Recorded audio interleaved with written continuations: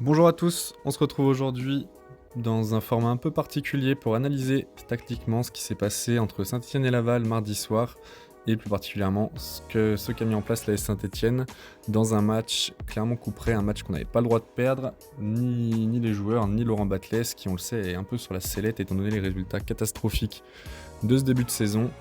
Donc voilà, on est parti tout de suite avec le dispositif tactique mis en place, déjà des recrues titulaires, Charbonnier, ainsi qu'Apia qui était titularisé dans ce 4-3-3 mis en place par Batles. Apia côté droit, Briançon, Sceaux et Petro donc pour faire la défense, Mouefek en point de basse, d'un milieu à 3 avec Bouchoirie, Lobry en numéro 8 relayeur, la pointe Gaëtan Charbonnier titularisé également la recrue, et Cafaro Wadji pour animer les couloirs.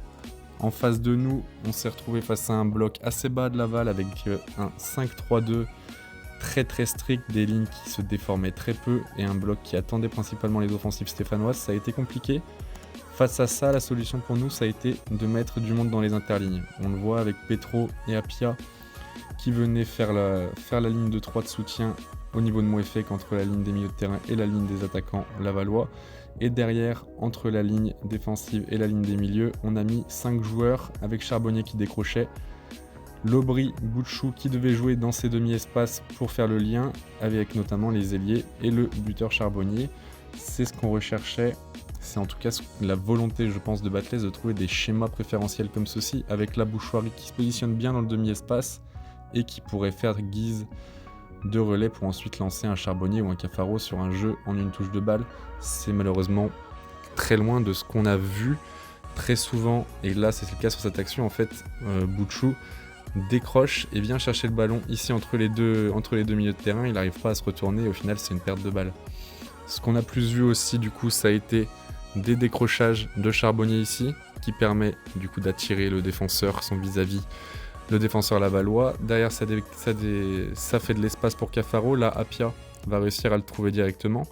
Le problème c'est qu'une fois que Charbonnier a dézoné, et dans la surface de réparation, la Apia va aller centrer, sauf qu'on est contraint de compter uniquement sur la projection de Lobry et Wadji, l'ailier côté inverse, qui se projette dans la surface, mais c'est trop léger, surtout face à une défense de Laval où à chaque fois on se retrouve en infériorité à 3 contre 2 ou 4 contre 2 voire, dans la surface de réparation.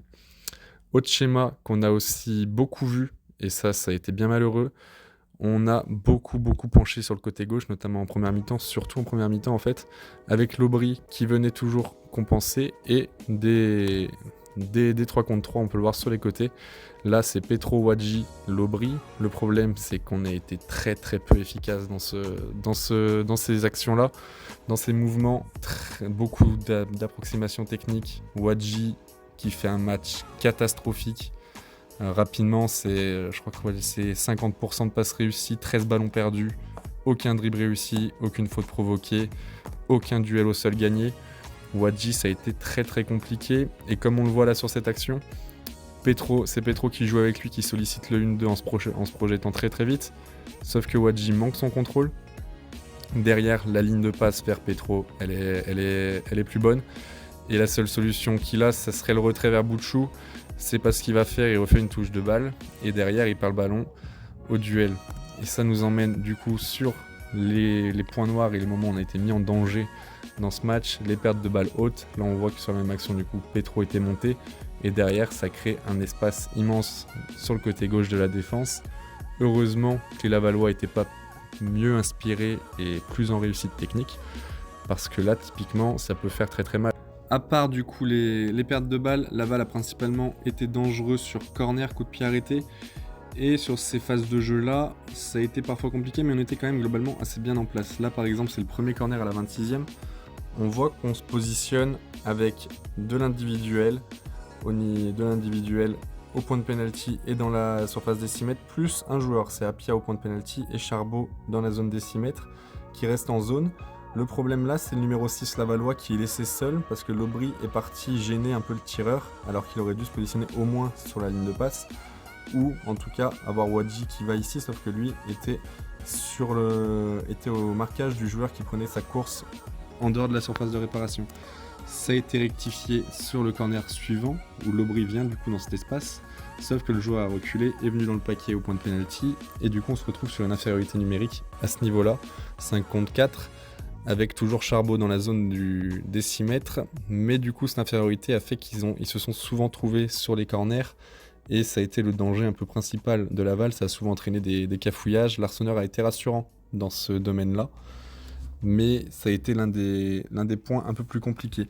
Donc pour résumer cette première mi-temps, ça a été assez laborieux, on va le dire, dans l'utilisation du ballon. On a plus de 60% de possession, on fait plus de 320 passes, et pourtant c'est un seul tir cadré sur la première mi-temps. On n'a pas été bon dans l'utilisation du ballon. L'Aubry, Bouchoirie, qui devaient jouer dans les demi-espaces, ça n'a pas été le cas. Ils se ont été trop peu souvent trouvés, beaucoup trop sur les côtés. L'Aubry a même pas essayé, il était tout le temps côté gauche à combiner avec Petro Wadji, et on l'a dit, le match de Wadji c'est une vaste blague. Donc beaucoup de pertes de balles.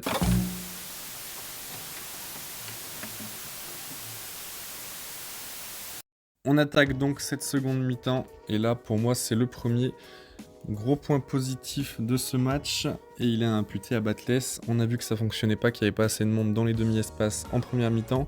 Réaction dès le retour des vestiaires, Batles change de dispositif, on garde notre ligne de 4 derrière, mais on passe à 4 au milieu et avec 2 pointes. C'est l'Aubry qui prendra le côté gauche, Cafaro le côté droit, et un milieu du coup, Mouefek, Bouchoirie, avec un duo du coup Charbonnier-Wadji devant. Wadji qui s'est principalement sur le début de la mi-temps chargé de rester sur le front de l'attaque pendant que Charbonnier pouvait du coup décrocher. Ça a été très intéressant, encore plus intéressant après que Crasso ait remplacé Wadji évidemment. Et ça a donné lieu à plusieurs situations. Là on est encore un petit peu avant l'entrée de Crasso, mais là vous voyez que dans les interespaces, cette fois-ci on a beaucoup plus de monde dans l'axe du terrain pour fixer cette défense à 5 de Laval qui restait avec un 5-3-2 très strict et qui se déformait toujours très peu. L'objectif restait de jouer dans l'axe et dans les espaces, mais cette fois-ci c'est beaucoup plus simple d'y arriver avec 4 joueurs et notamment 2 pointes sur le front de l'attaque. Là sur cette action, Apia qui a le ballon en bas va combiner avec Cafaro avant de repiquer dans l'axe et de s'ouvrir 2 solutions avec la montée de Mouefek dans l'espace au milieu de terrain, ou bien Charbonnier qui fixe la défense entre 2 défenseurs. C'est ce qu'il va faire. Il va combiner d'abord avec Wadji pour trouver Charbonnier. Ça donnera rien, mais le mouvement est intéressant à ce niveau-là. On a vu également ça sur le but, du coup après l'entrée de Crasso, seulement quelques minutes, récupération de Crasso du coup bas sur le terrain. Derrière, on va trouver Charbonnier qui a dézoné sur le côté droit, c'est Cafaro qui prend sa place dans l'axe et qui va pouvoir lancer Crasso qui, maintenant qu'on est 2 à 2 devant, Charbonnier dézone, mais on a quand même un attaquant sur le front de l'attaque. Crasso va prendre le côté droit, réussir à aller centrer grâce à sa qualité, centrer en retrait pour ce même Cafaro, ça fait but.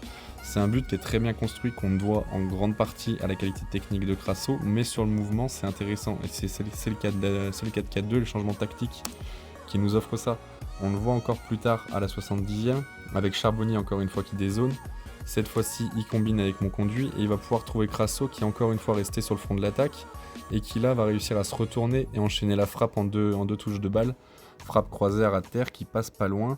C'est vraiment la qualité de Crasso, il a été en démonstration après son entrée en jeu, et quand il se retourne comme ça sur ses petits appuis, c'est très très dur de lui prendre la balle. Il a été très intéressant, créé beaucoup de différences, et c'est tout ce qui nous manquait en fait en première mi-temps. Mouefek l'a aussi beaucoup fait, ça a donné notamment l'occasion de Charbonnier qui est pas loin de mettre le 2-0, où Mouefek percute, résiste et perce les lignes. Ça a été vachement plus intéressant, et autre chose que j'ai beaucoup aimé, c'est qu'après le but, pour une fois, c'était souvent le cas lors des derniers matchs, après le but, on n'a pas forcément baissé en régime. Laval a tenté, Laval est passé à 4 derrière, ça a été un peu plus tendu. Il y a eu des moments où clairement ça a été assez chaud, mais on n'a pas été tétanisé, et on ne s'est pas retrouvés tous derrière, et ça je l'impute aussi à Batles qui, à travers ses changements, quand il met Pintor à la place de Cafaro à la 70e, et encore après à la 85e, Chambaud à la place de l'Aubry, il pourrait très bien mettre un défenseur pour passer à 5 derrière, mais ça envoie un autre message à tes joueurs.